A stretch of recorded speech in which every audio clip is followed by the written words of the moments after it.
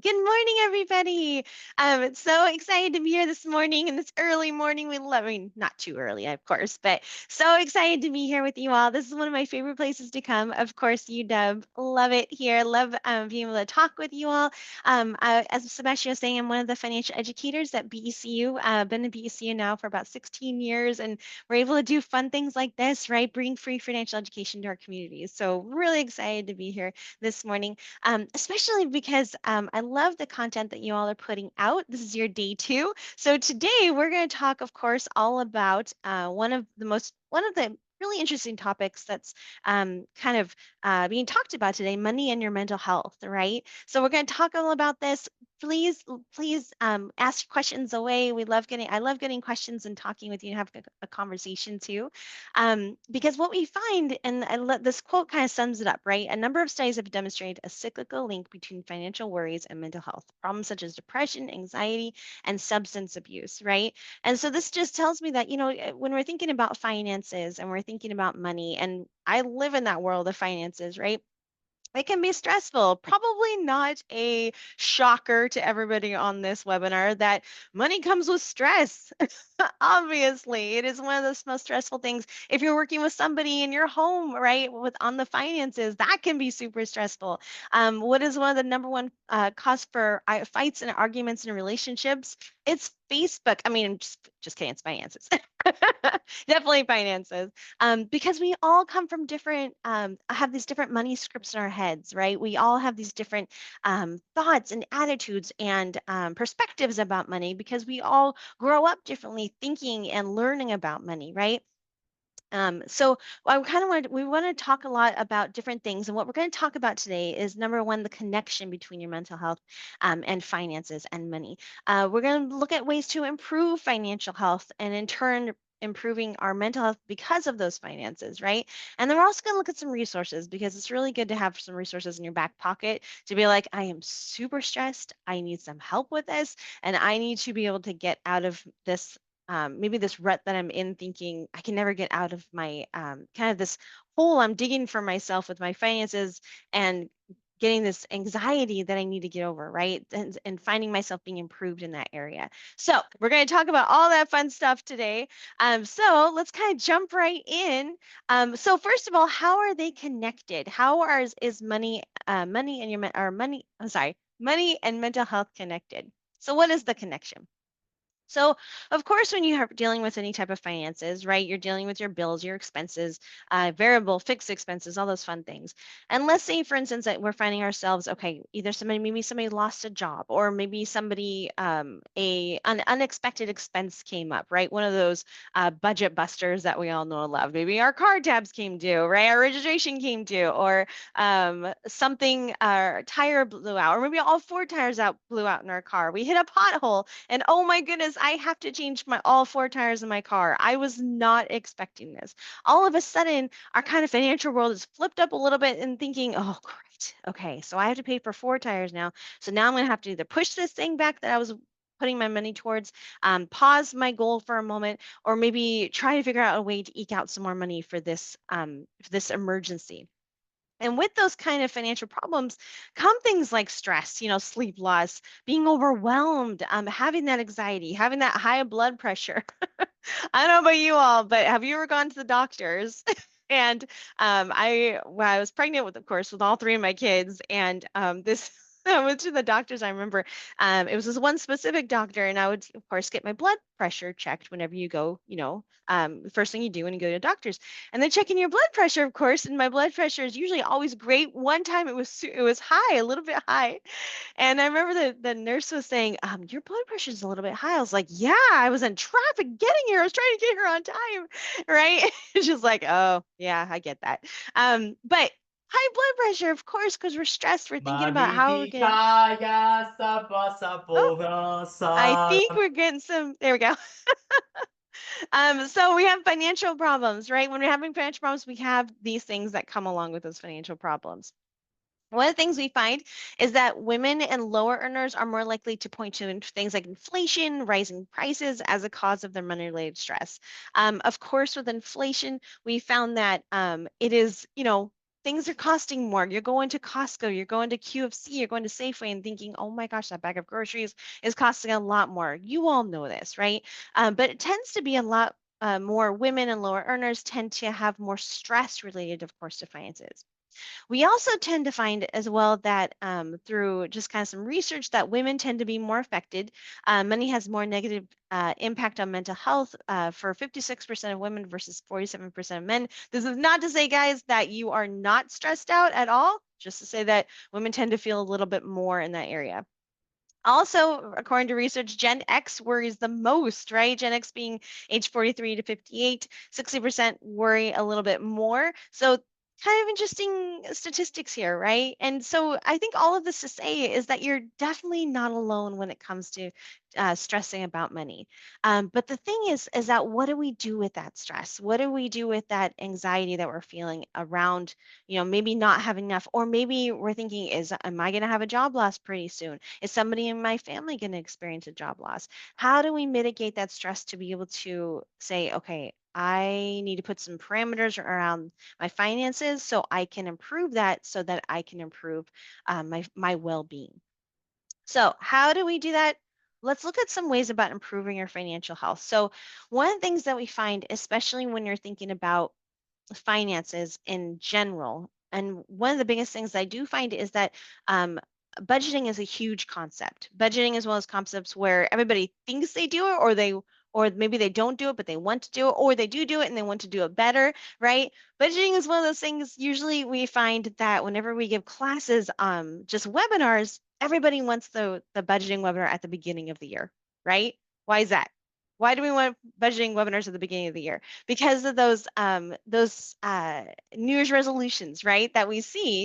Um, that we see a lot of times, and a lot of times we find that we have those great intentions of budgeting, but we kind of follow the wayside. A lot of times when I teach budgeting classes, a lot of people will say, "Oh, I got a budget. Yep, I got a budget. Totally. I think about I have my money coming in, I have my money going out." And that's kind of, that's how I budget. I know kind of how much I'm spending on each category. And so, what we find a good way to do this and a good way to kind of, again, mitigate your stress and anxiety is really hone in on what is going on in my finances. Kind of creating a realistic budget and sticking to it can actually help reduce physical stress symptoms because you know what's coming at you, right? It's kind of like a dodgeball. We know if a ball's going to be hit us, we kind of brace ourselves and we can kind of, take it a little easier. Well, I can stand dodgeball in school. Anyways, so creating a realistic budget is a really good way to do that. How do we do that? Setting up a realistic budget, very important. These are kind of the basic steps of setting up a budget. And I know we talked about budgeting a lot in other financial classes that we do, but assessing your financial goals.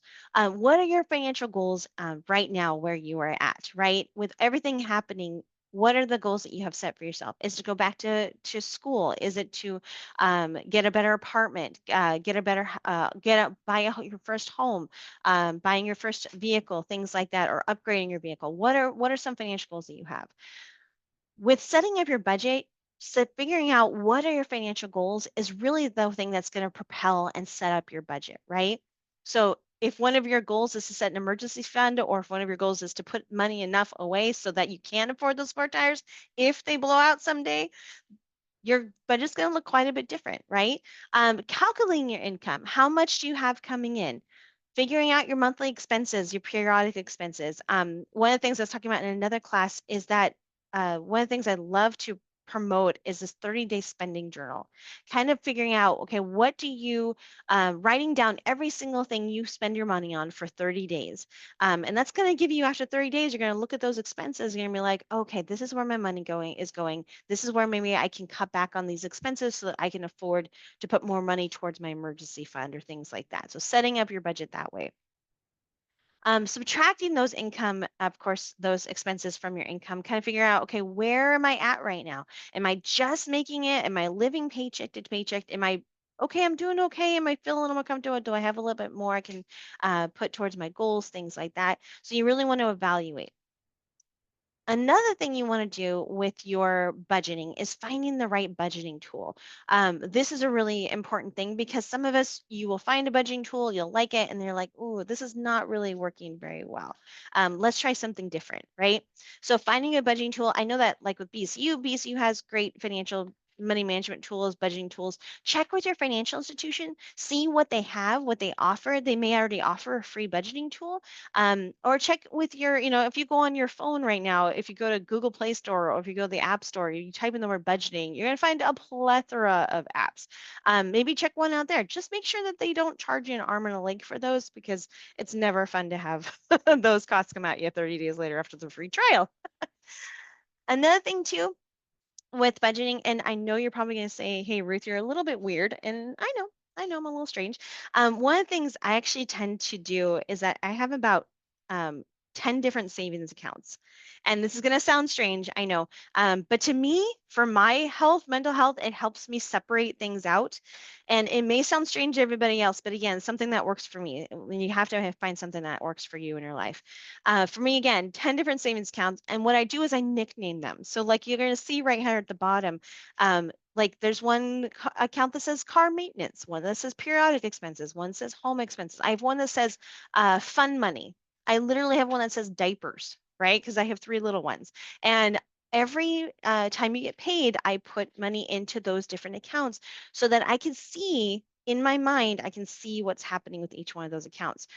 Personally, this helps me because you all have a lot going on, right? You have family, you have work, you have school, you have all this fun stuff. And it's super important to be able to look at those expenses and think, I need to work these expenses in a way that is helpful for me, right? So whatever helps you. For this way, it helps for me so that I can see each one of those expenses. I know where they are. I know where I'm at with them. If I'm lagging behind, if I have a little bit more money in one account, I can put towards another maybe. That is something's helpful for me. Another way about looking at your improving your financial health is to finding ways to increase your income or decrease your spending. Okay, this is very important when it comes to things like looking at your, of course, your bills, your expenses, your things like that, and you're thinking, okay, finding ways to increasing your income or decreasing your spending. Now, those are usually the two schools of thought between okay, what's the best one for myself to be able to get my expenses kind of in a more manageable area. Now, one of the things that we can do to be able to turn your budget around is doing these two things, either looking at your income and thinking, can I bump it up a bit? Or is this a place where I need to look at my income and think, is there a way, or my expenses and think, is there a way that I can kind of change things up? So a lot of people find a little one that the decreasing your spending is a little bit easier than increasing your income because sometimes it may not be possible, to get a part-time, a second job or do a side hustle. Maybe you got again, you may have a lot going on and you're thinking, there's no way I can increase my income in another way. I'm doing everything I possibly can. If that's the case, maybe you want to look at decreasing your spending, which a lot of people tend to do as well. Um, and these are just some ways to do that, right? So if you're thinking about maybe increasing your income, maybe looking for some overtime if it's possible, getting a side hustle, getting a better paying job. I know that's easy to say, right? Selling your stuff. I know people who are selling their stuff and like, Facebook, everything like that. And they're saying, I'm not using this right now. Maybe I can sell it. And spring cleaning, great time to do that, right? Or decreasing your spending, like we were talking about, thinking of ways to cut back, thinking of your wants versus needs. My sister is an amazing example of this. I always use her as an example.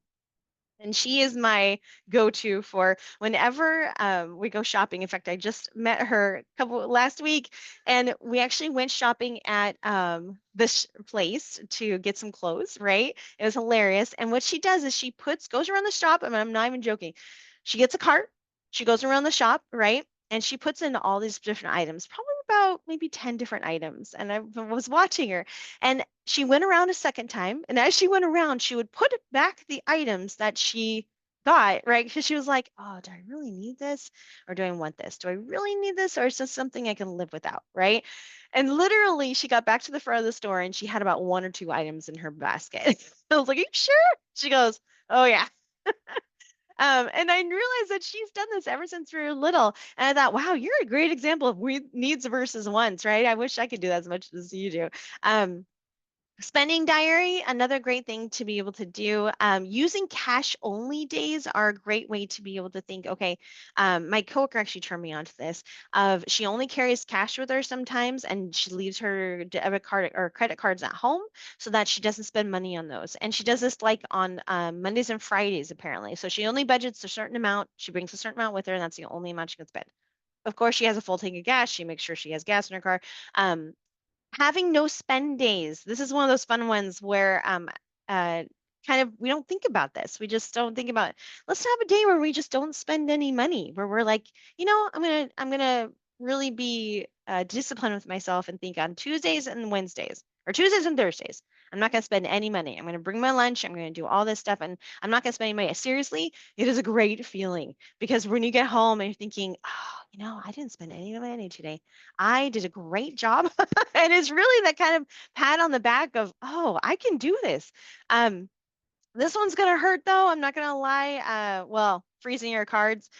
So my coworker actually, or actually a lady who came to one of our webinars did this one time. She said that what she did is she took her credit cards and she actually put them in a bowl of water and she stuck them in the freezer and she literally took the or she froze her cards literally on ice. And I remember she told me, she goes, one time I went to the store and I saw this purse and I absolutely loved it. And I thought, oh, I gotta have this purse. So she went home, she got her credit card out of this freezer, right? In this bucket of water, and she got her hair dryer out and she started kind of kind of trying to unfreeze or melt this credit card. And she goes, "Bzzz," and all of a sudden she goes, oh, this isn't worth it. I don't need this purse. But freezing your cards sometimes may be a good idea. Taking 24 hours to think about a purchase can seriously decrease your spending. I don't know about you all, but do you remember layaway? Does anybody remember layaway? Please tell me I'm not the only person who remembers this. Um, yes, layaway is fantastic. It was great when I was little. I remember my mom putting things in layaway all the time. And I remember thinking, oh, that is a great thing. Oh, well, when I was little, not such a great thing, right? You're thinking, oh, can I get this item now? And she's like, no, we need to, pay it off in increments and then we can get the item, right? Genius. Very smart. You're paying it off as you go. But now they have pay as you pay now or buy now, pay later systems in a lot of places that you go to buy things. And you want to be very careful with those because there are hidden fees that you're not going to realize that are there. So you got to be careful with those ones these days for sure. All right, leave your cards at home. This is another one, another useful kind of tip to be able to decrease your spending again. Maybe leaving your credit cards at home and so you won't be able to be tempted to use them. And this one's gonna hurt. I'm not gonna lie.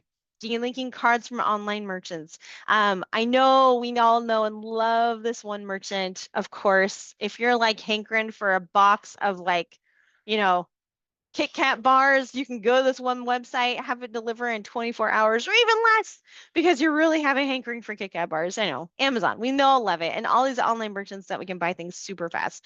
Um, Here's the thing that actually saves a lot of people a lot of money. Delinking your credit cards or debit cards from them. Meaning, I know for myself that I am just lazy enough. I think I've told this in another class, is that if I am sitting on the couch and I'm like, ooh, I got a hankering from Kit Kat bar.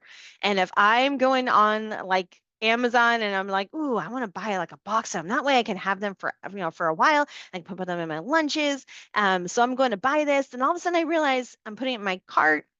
I'm going to check out, hit checkout. Oh, you got to put your debit card number in. Ooh, my debit card is hanging on my door, on my closet. Am I going to stand up and go and as I'm looking at that Kit Kat bar and kind of walk over, get my debit card, come back to the couch, put that number in there for my debit card? Probably not, right? I'm probably going to think, I don't need it. I'm fine. I've got other snacks in the cupboard. We're good. We're good, right? And that's going to save me money. It may not save me a whole ton of money, but sure is going to save me a little money when you think about it. So finding those little ways to be able to make it kind of hard on yourself to purchase things, that's what I'm kind of getting out here with decreasing your spending. Another one is attacking your debt strategically, especially when you're thinking about our finances, our stress levels that we have with our debt. The number one goal for adults is usually to get out of debt, right? Whereas the number one goal for high school students, of course, is to get a car. Usually we think, oh, it's college. They're thinking about college. And usually it's not college, it's usually a car. But then we're, of course, paying off that car as an adult. So, number one goal for adults is to get out of debt again. But how do we look at our debt? How do we think strategically about this debt? So, one of the things I want you to think about is using your stress to motivate you to tackle your debt in a more strategic way. Typically with debt, and paying off that debt, we usually just, it happens, right? We don't really put a plan around paying off our debt. We just kind of, um, it just kind of happens as it goes. We've got, maybe you have a car loan and you have a 5-year term on it and you're paying, that car loan off every single, or paying the bill every single month. You're thinking, okay, I got 3 more years, I got 2 more years, right? So instead of thinking about letting the debt just be paid off in a, no, and not putting a plan around it. Let's think about how do we kind of put a plan around paying off this debt faster. So one of the things you want to find, and I'm so sorry, I don't know why that's happening. Um, One of the things I recommend that you do when you're thinking about your debt specifically is make a list of all your debts. And this may sound rudimentary, but the one thing I recommend if you do this is because a lot of people don't know this, maybe the small debts that they have. And I say this in terms of like um, medical debt, or like what's another one I see? Parking tickets. Pardon me, parking tickets and collections. That's a huge one. There are so many times. I remember when I first started working in a financial institution, I was working at a branch, and I saw so many people when they were applying for things like credit cards and their credit reports, and they would have a collection for parking tickets on their credit reports, right? And there was one person who had like 5 of them, and they didn't know they had them on there, or they didn't know they had them on there, right? So take a look at your credit reports. I would say if you want to take a look at your credit reports, go to annualcreditreport.com. It's a great website to check out all 3 credit reports for free, and just get a look at that. And if you're like me, when I first started looking at my debt, I was super nervous to look at my credit report. I just didn't want to look at it because I thought, out of sight, out of mind. If I don't have to look at it, I don't have to deal with it.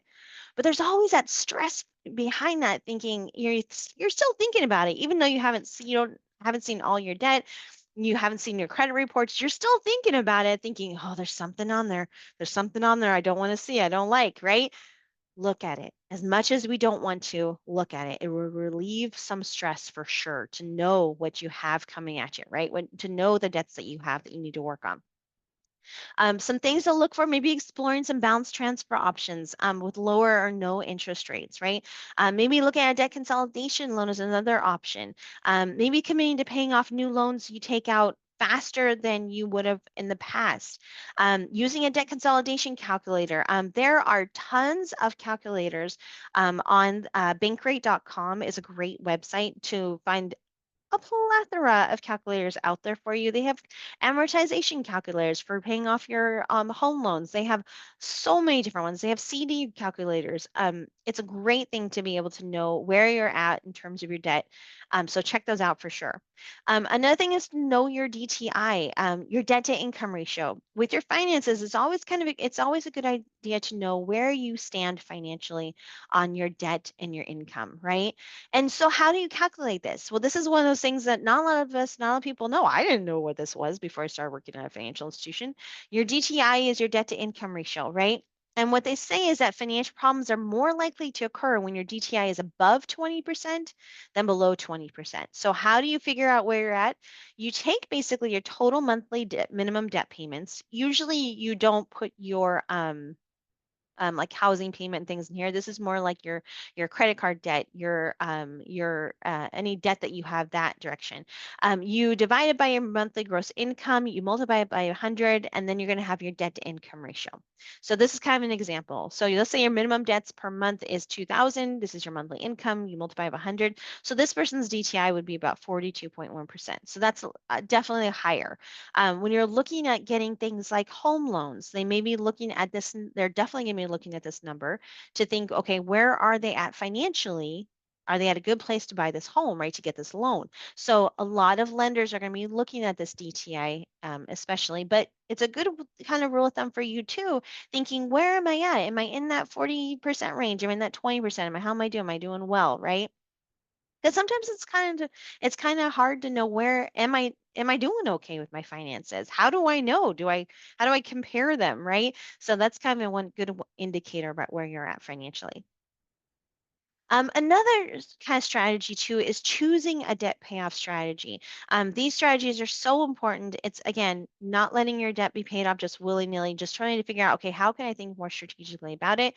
Choosing your debt payoff strategies is really important. And these are kind of the three basic ones, the three ones that the most popular debt payoff strategies we see are things like the debt snowball, the debt avalanche, debt cascade.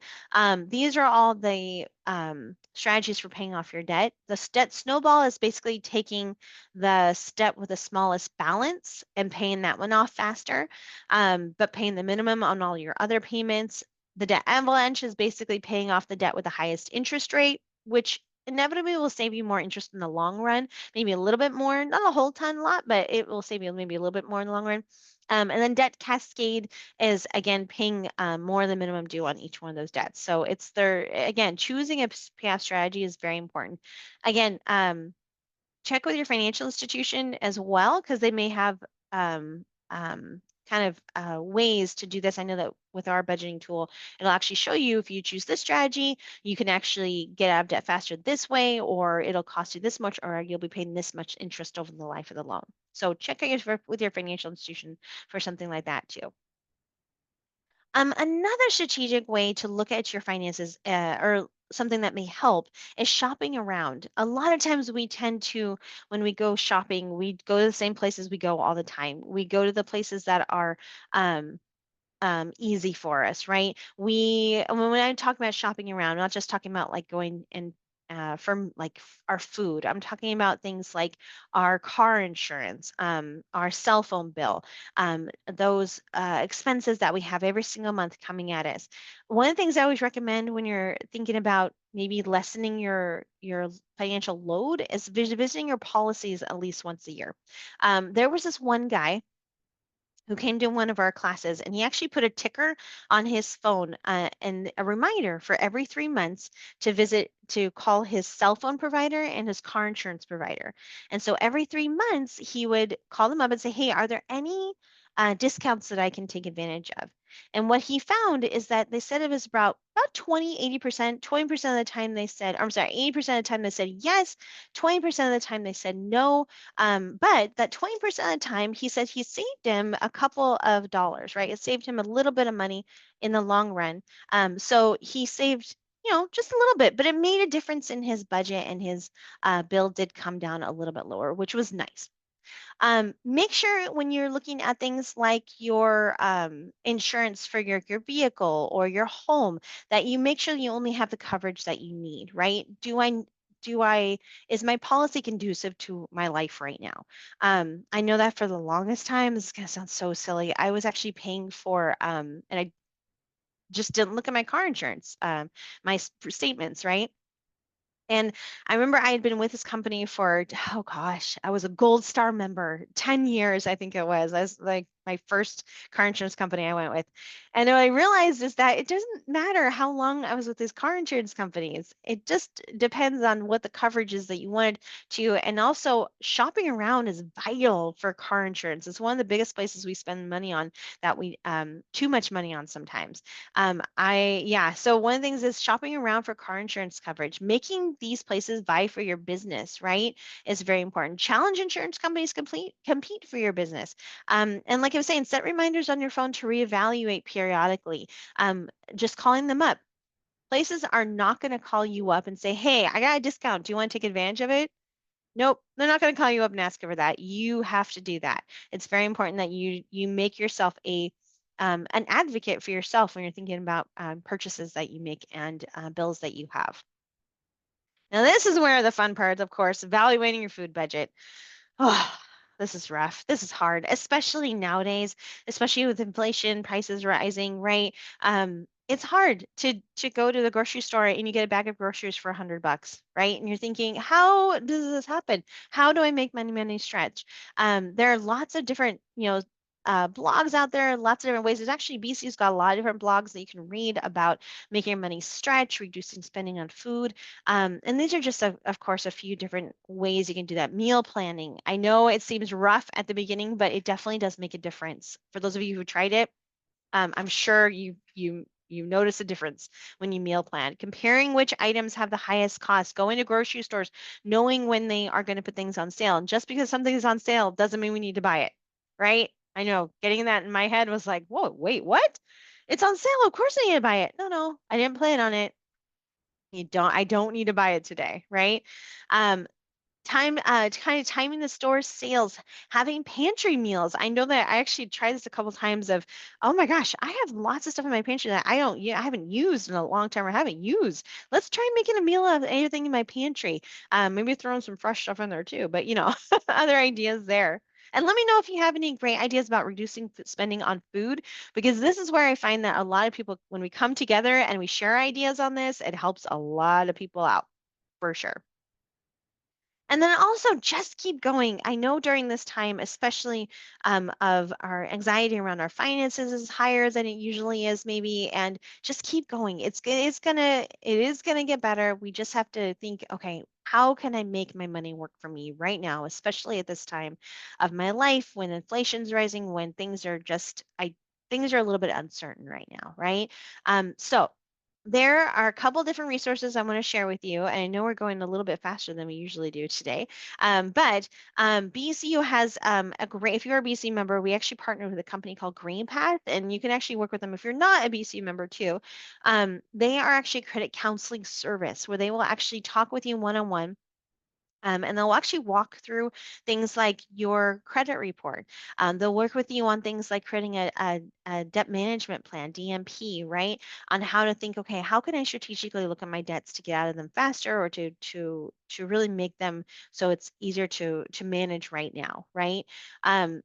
We actually, if you're a BC member, we pick up the tab for you to be able to talk with them one on one for free. But they're a great resource too, for sure.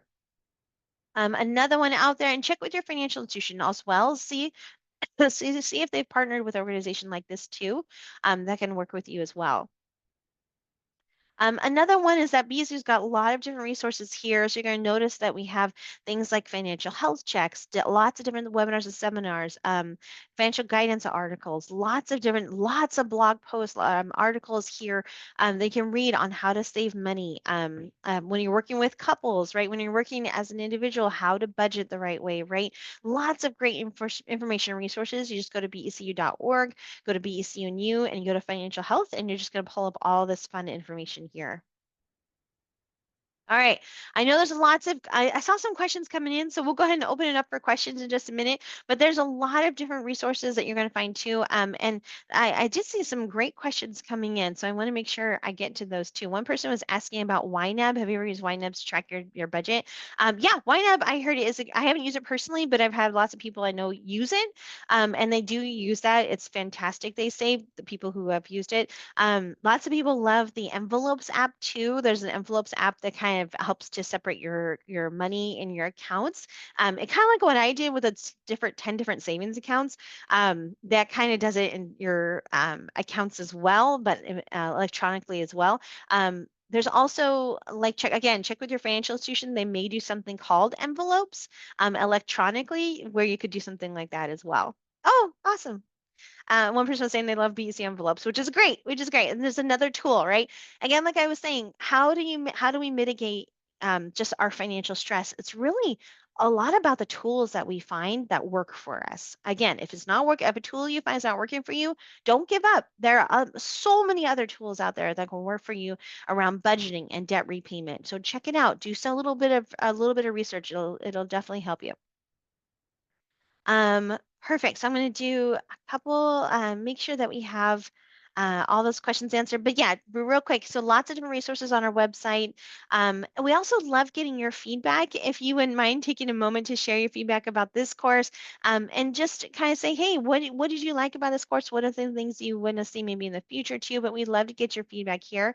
But I'm going to put this up too. This is my email address. If you ever have any questions about, finances or budgeting or anything like that, feel free to email me. If I don't know the answer, I'll get it for you. I'll try to get it for you. But yeah, because it's always too nice too that when you're going through a stressful, situation, maybe at work with your finances, it's always nice to kind of know where you can go to reach out and talk to somebody about this, or if you have any questions. So that is my email address, ruth.kaneko@becu.org.